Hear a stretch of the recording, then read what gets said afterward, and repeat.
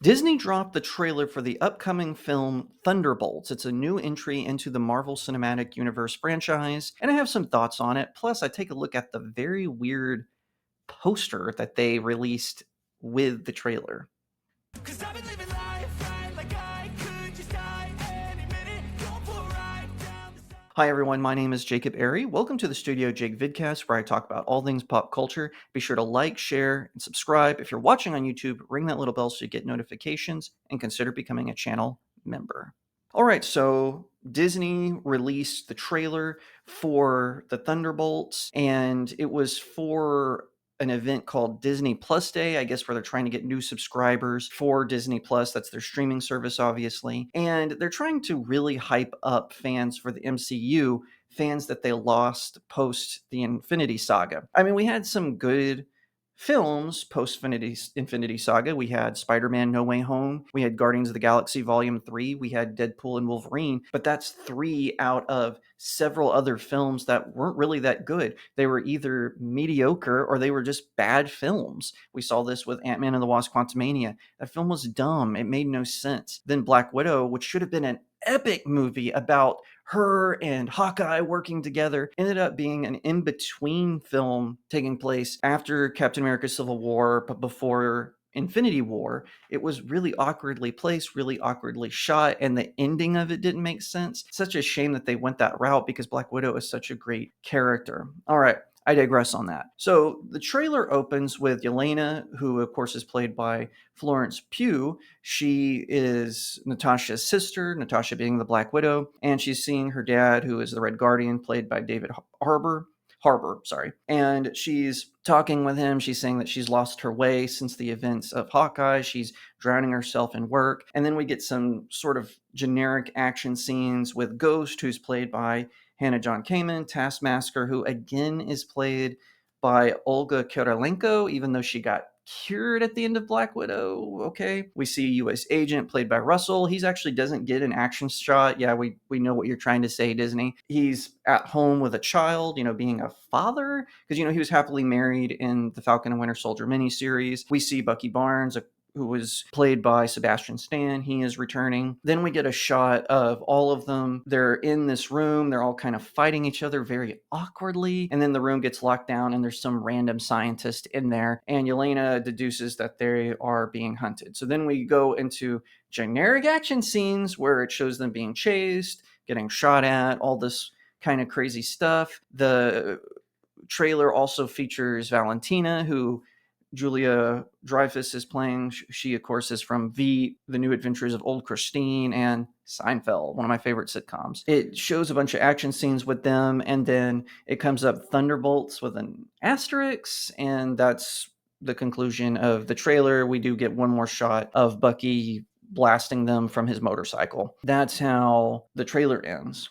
So I walked away from this trailer noticing 3 things. First of all, I wasn't really excited by it. Now, I'll admit, maybe even 5 years ago, I would have been shaking my boots, probably trying to pre-order the tickets, even though they're not available for pre-order. But I've just been beaten down by Disney so much that I don't trust them. For one thing, this isn't even the Thunderbolts from the comics. In the original comics, Helmut Zemo founds the Thunderbolts with a bunch of villains and he gives them superhero identities as a way to sort of, what's the word I'm looking for, be an anti-Avengers. So eventually, though, people discover who he is. I think at some point he gets demoted and one of the Avengers takes over as the leader of the Thunderbolts, but it's always back and forth between Zemo becoming the leader. In the comic books, there's 2 Zemos. There was Baron Zemo, who was the big villain that Captain America fought. Red Skull came later. He was actually more of a retroactive villain, but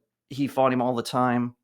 He has his son called Helmut Zemo, and he's still a villain, but not as bad as his father, and he founds the Thunderbolts. So this is just Disney doing what they do best. They take characters and then slap a title on them that's familiar to the fans, it's popular, and then they do it. And that's why I don't really trust them with this. It would have made more sense for this to have been a Dark Avengers movie than it would be for a Thunderbolts, because at least then that would have made more sense, because they are sort of D-list characters. More on that in a second. That's why I'm not really excited for it. I didn't get all hyped. I didn't get excited like I used to. And like I said, it's just because I don't trust Disney. I know people are like, oh, Inside Out 2 and Deadpool and Wolverine, that means that they're changing course. I'll believe when I see it. Those were more bugs than they were features at this point. I don't trust Disney at all. Second, I noticed that Bucky Barnes isn't the title character in this trailer. It's Yelena. And nothing against Florence Pugh. I think she's a fantastic actress. But come on, the fans want to see more of the Winter Soldier. We felt like he got nerfed in Falcon and the Winter Soldier. They really tried to downplay the trauma he went through by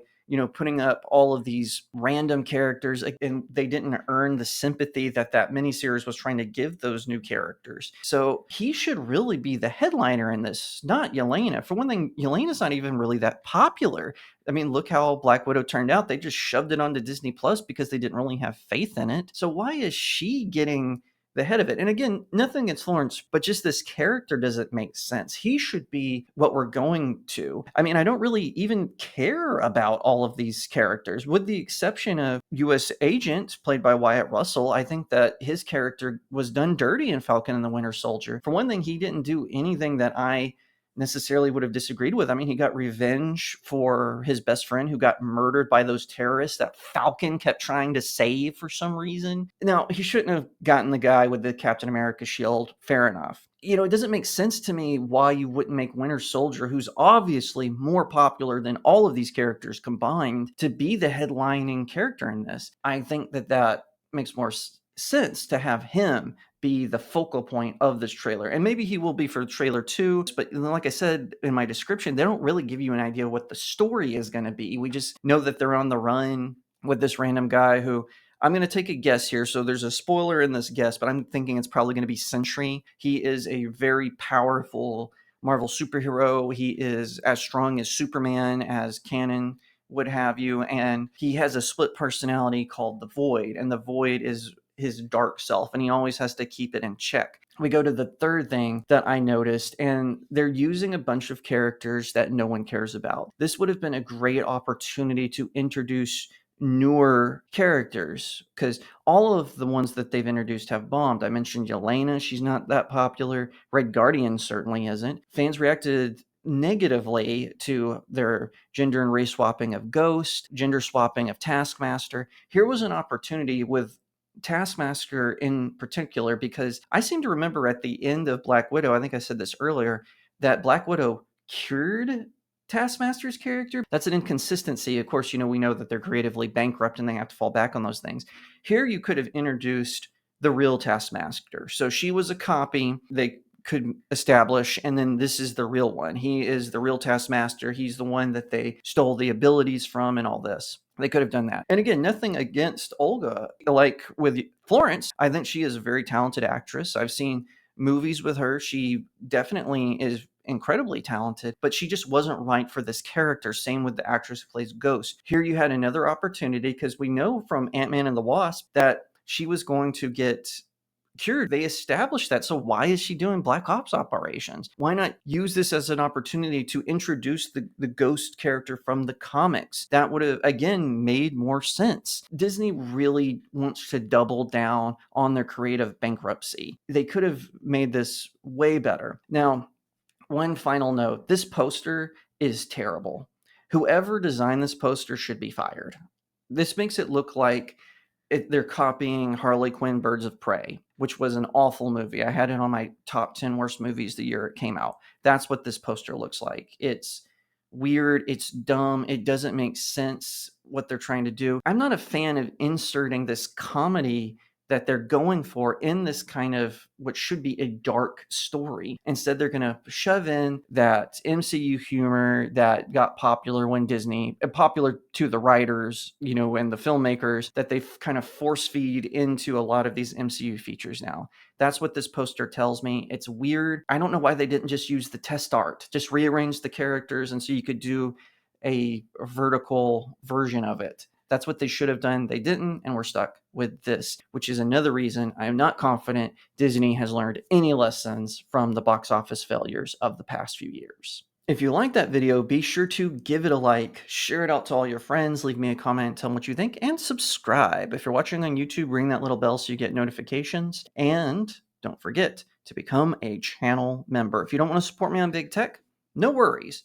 You can sign up for my locals community. The link is in the description. It's kind of like a Patreon or Subscribe Star. You can give me tips on articles that I post there or become a monthly subscriber. You can also support me by purchasing one or all of my novels on Amazon. It really helps me out. Leave me a 5-star review. I hope you enjoy them. Once again, thank you so much for watching, and I'll see you next time right here on Studio Jake. 'Cause I've been living life